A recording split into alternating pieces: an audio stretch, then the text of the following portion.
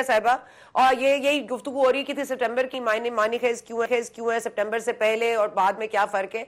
इसी बात पर अगर आप आ जाए, जो कल इमरान खान साहब ने गुफ्तगू की और उन्होंने कहा कि बाजवा साहब है, ये डिवीजन जो वाजे तौर पर सुप्रीम कोर्ट पे नजर आ रही है, इसका जो बेसिक मुजरिम है वो जनरल रिटायर्ड बाजवा साहब है, और ये जो कूज करते हैं और ये जिस तरह से एस्टैब्लिशमेंट कोऑपरेट करती है वो जजेस को भी साथ मिला लेते हैं। तो क्या ये इल्जाम दुरुस्त है? लेकिन बिस्मिल्लाहिर्रहमानिर्रहीम से ना, सबसे पहले तो मैं सुन तो नहीं सकी हूँ, ना आपको सुन सकी हूँ, ना ख्वाजा ये इनको सुन सकी हूँ, अपने जो मौजूद मेहमान बैठे हैं यहाँ पर।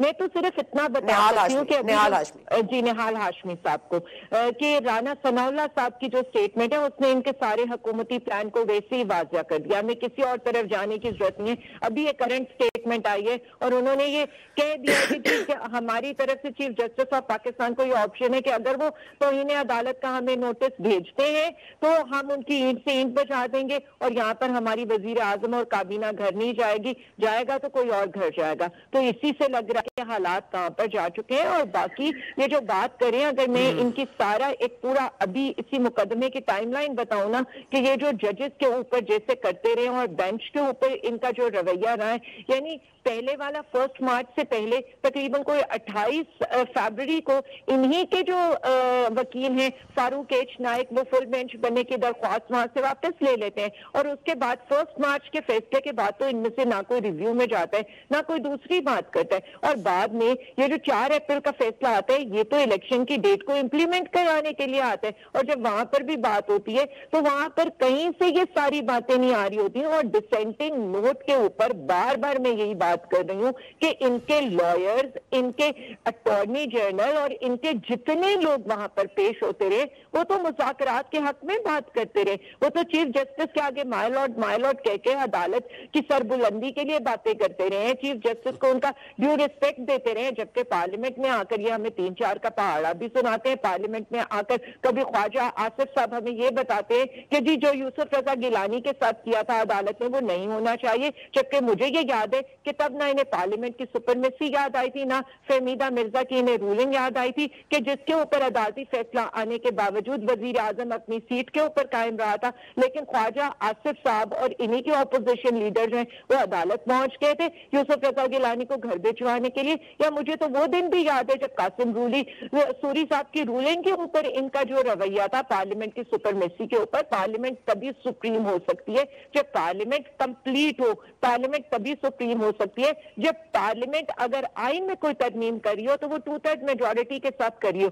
एक्ट ऑफ पार्लियामेंट से, करारदादों से, मोशन से, कमेटीज के अंदर ये चीजें पॉसिबल नहीं हो सकती हैं। जहां तक खान साहब ने बात की है, मैं सिर्फ इतना बता दूं कि मुझे ये जो सारा कुछ लगता है और ये जो सारा कुछ हो रहा है, ये 1997 का सीक्वल हो रहा है। इन लोगों की आदत है कि ये जो है ये वकील नहीं है, ये पूरे जज करते हैं। चाहे आप जस्टिस नसीम हसन शाहवाला देख लें, चाहे आप ब्रीफ केस बांटना देख लें, चाहे आप उसके बाद अरशद मलिक की ऑडियो वीडियोस देख लें, या जस्टिस शमीन की जो आपने बयान हल्फी है। अवाम कभी वो जो फोन कॉल्स हैं, वो जो ऑडियो लीक्स हैं, उनको नहीं भूल सकती है। और जब ये इन ऑडियोज की बात करते हैं ना, और आज इन्होंने जो रेफरेंस दायर किया है, उससे बेहतर ये होता कि ये सारी ऑडियोज का फोरेंसिक कराते सुप्रीम कोर्ट ऑफ पाकिस्तान के लिहाज से। जिन्होंने ये ऑडियोज रिकॉर्ड किए हैं उनको सबूत के साथ पेश करते तो इन ऑडियोज की वैल्यू भी होती। यहाँ पर स्टोरी क्या हो रही है, यहाँ पर मीडिया के लिए, पार्लियामेंट के लिए, अवाम के लिए। ठीक है आलिया, आपको रोकना मुश्किल है, लेकिन प्लीज रुक जाए, मुझे वक्फा लेना है। आलिया रुक जाए, प्लीज रुक जाए, आपको रोकना बहुत मुश्किल है। और आपने बड़े क्लियर पॉइंट्स उठाए। मुझे भी याद है नवाज शरीफ साहब कोट पहन के जब पहुंच गए थे हुसैन हक्कानी वाले मामले में, मेमो गेट वाले मामले में, बिल्कुल हर किसी का किरदार रहा है। याद रहे कि जो भुट्टो साहब को फांसी देने वाले जज साहब का कलम है वो किसने खरीदा था, वो किसके पास है, वो भी बात जो है वो लम्हा फिक्रिया होनी चाहिए सबके लिए।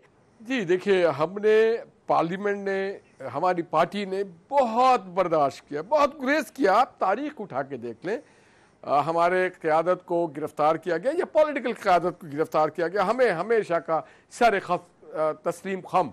और हम ये जो आलिया बीबी कह रही थी ना मिलाड, ये वाली बात, हम अदालत की इज्जत करते हैं, हम कुर्सी की इज्जत करते हैं, फ़र्द की। और अदालत जो फ़र्द वहाँ बैठे होते हैं, और हमें करना चाहिए और हम करेंगे ज़िंदगी भर, हमें करना भी चाहिए। मगर अगर साकिब निसार साहब जैसे लोग आके बैठ जाएं जो पाकिस्तान की इज्जत ना करते हों, पाकिस्तान की खुशहाली की इज्जत ना कर सकते हों, इरशाद हसन खान जैसे आके लोग बैठ जाएं, यहाँ पे आके बैठ जाए चौधरी मुनीर जैसे लोग, फिर भी आप चाहते हैं कि हम उनको भी कहें मेरे आका? नहीं, ये हो नहीं सकता है। तो ये तारीख के हम ऐसे मोड़ पे खड़े हैं कि पाकिस्तान के साथ खड़े हो, 23 करोड़ लोगों के साथ खड़े हो, पाकिस्तान की खुशहाली के साथ खड़े हो। हम लड़ाई झगड़ा कभी नहीं करते, हम लड़ाई झगड़ा करने भी नहीं चाहते, हमारा किरदार भी नहीं रहा है। जो इमरान खान साहब करा है, उन्होंने तो कहा ईंट से ईंट बजा देंगे, उनके कारकुनों ने कहा ईंट से बजा देंगे। पूरी दुनिया में वो पाकिस्तान की ईंट से ईंट बजा रहे, पूरी दुनिया में। ये हम नहीं है, ये पीटीआई के कारकुनान है, इनके सपोर्टर्स हैं, लीडर है, जो जजेस के फोटो बैनर पे लगा करके उनके साथ जो लंदन में और अमेरिका में और दीगर मुमालिक में क्या करते रहे, बूट बरसाते रहे उसके ऊपर। हमने तो कभी नहीं कहा, इमरान खान ने कहा, ये जज उसका नाम ले लेके कहते रहे, ये हमेशा ये जर्नल्स को भी कहते रहे, ये पार्लियामेंट, ये इनके साथी थे शेख रशीद साहब, उन्होंने कहा था आग लगा दो, जला दो, मार दो, मर जाओ, उड़ा दो, तोड़ दो। हमने तो नहीं कहा जनाब। आप बता दें नवाज शरीफ के मुंह से कभी ऐसी बात की सुनी होगी आपने? ये तुर्रा इम्तियाज इनका है, ये मुबारक हो इनको। ये जो पाकिस्तान के नौजवानों को जो तहजीब दिया है, जो पॉलिटिकल कल्चर दिया है, वो इनका ही तुर्रा है, हमारा ये तुर्रा नहीं है। हमें इतना हक जरूर हासिल है कि पार्लियामेंट में अगर हम कोई खिताब करें तो सच को सच और झूठ को झूठ हम जरूर बोले।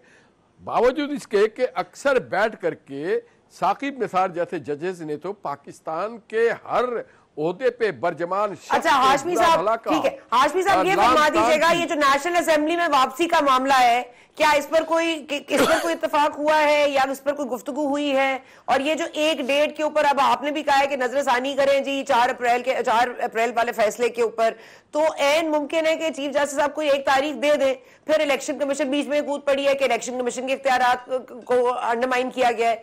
अब ये कहां जाके रुकनी है? Where is the ball going to stop? देखिए, एक बात आप मुझे बताइए, मेरे गलती के साथ आप पाशा साहब को देंगे कि वो भी काला कोट पहनते मेरे वकला फ्रेटर्निटी के लीडर है? नहीं देना चाहिए ना। आप सिंध को, बलूचिस्तान को आप कह रहे इनका भी इलेक्शन असेंबली तोड़ दो और हमारे साथ करो, चलो उस मराइल से हम गुजर गए। अब जिन लोगों ने इस्तीफा दे दिया और अदालत पे आ करके पार्लियामेंट में आके लान तान करते रहे और थूकते नहीं थे, ये नहीं करते थे, मैंने बड़ी मिन्नतें की गई, तरले किए गए, मत जजिए आ जाए। आपने पाकिस्तान के आइन को या जो पार्लियामेंट्री प्रोसीजर है उसको मजाक समझा है? क्या आपने इस्तीफे को मजाक समझा है या स्पीकर के रूलिंग्स को मजाक समझा है?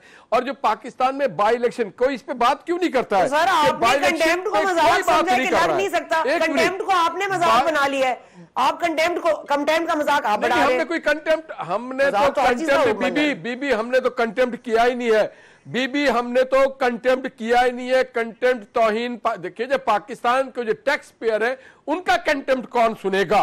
जो टैक्स देते हैं हम लोग, जो टैक्स देते हैं, हमारे घरों की चादर चार दीवारी, हमें मजबूर किया जाता है कि हम इंसानों को भी मैं लॉर्ड बोले। क्यों बोले यार? मेरा अब अल्लाह मेरा जो है वो मेरा लॉर्ड है और कोई लॉर्ड नहीं। पाकिस्तानियों की कोई इज्जत नहीं होगी।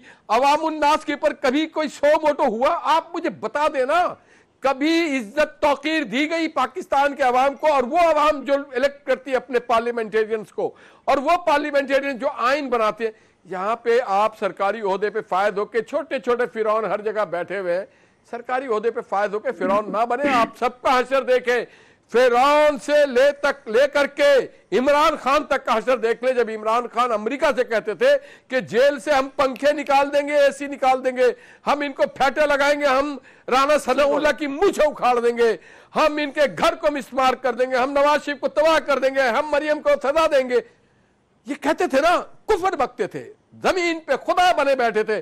किसी को जेल भेजते थे, किसी को यहां उठा के फेंकते थे, किसी को वहां उठा के फेंकते थे, किसी को पोस्टिंग करते थे, 6 आईजी निकाल देते थे, फाइनेंस मिनिस्टर निकाल देते थे, उन्होंने स्टेट बैंक का गवर्नर निकाल देते थे, आईजी निकाल देते थे। लंबी है, वक्त कम है, रखा था पाकिस्तान को। ठीक है, ठीक है हाशमी साहब, जबरदस्त, थैंक यू सो मच। मैं सॉरी आपकी चार्जशीट लंबी हो गई, वक्त कम है मेरे पास। पाशा साहब ये बता दीजिएगा, बेस कंटेम्प्ट है ही नहीं, क्योंकि सिरे से 4-3 का फैसला उन्होंने माना है, तस्लीम किया है, और वो 3-2 का फैसला नहीं मानते, तो ये बहस तो बहुत लंबी है, लेकिन टू द पॉइंट बताइएगा सर, क्या कंटेम्प्ट के नहीं लग सकता इन पर? क्या ये उससे बरी उस जमा है? आपने पहले ही निशानदेही कर दी। डे 1 से जो हुकूमत है वो 4-3 वाले फैसले पे डटी हुई है, और 4 जजेस ने जो फैसला दिया, 2 जजेस ने पहले, फिर 2 ने बाद में, और वो चूंकि इसी प्रोसीडिंग्स में दिया तो वो हुकूमती इत्तेहाद बार बार इसी पे कहता है जी कि इसीलिए हमने रिव्यू नहीं फाइल की कि ये 4-3 का फैसला है। और ये प्रूव भी हो गया, चूंकि जो आखिरी 2 जजेस थे, जो जस्टिस मंदोखेल साहब और मेरा ख्याल है वो जस्टिस मंसूर अली शाह साहब, उन्होंने जब इख्तिलाफी नोट लिखा तो उसमें उन्होंने जो पहले वाले अतर मिनल्ला साहब और दूसरे यही अफरीदी साहब, उनको उनके भी नोट को जो है इसका हिस्सा बनाने का कहा। अब वो भी सुप्रीम कोर्ट के ही जजेस हैं, बाहर से किसी बंदे ने ये नहीं कहा, किसी हुकूमती वजीर ने ये नहीं कहा कि उन 2 को साथ शामिल करें, सुप्रीम कोर्ट के जजेस ने ही कहा कि शामिल करें। अब ये हुआ कि जब बेंच 9 से आके 3 पे आके सुकड़ गया, तो फिर फैसला हमने उस वक्त ये कहा था, शायद आपको याद हो, जब 3 रुकनी बेंच पहले दिन बैठा तो मैंने खुद ये अर्ज किया था कि जनाब मेहरबानी करें आप फुल कोर्ट बेंच बनाएं, अगर फुल कोर्ट बेंच नहीं बनाते तो फुल कोर्ट मीटिंग ही बुला लें,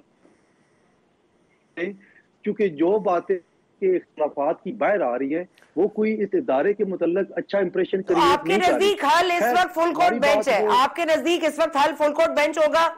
मैं नहीं, मेरी अर्ज सुन लें।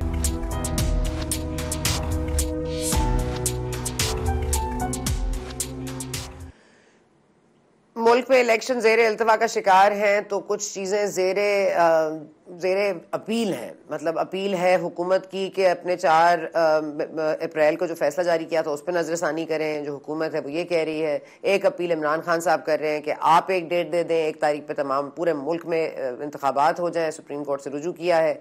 अब हर चीज़ में अपील पड़ी है, लेकिन इस अपील की सुनवाई क्या होगी और क्या होना है, वो हो के रहेगा या नहीं।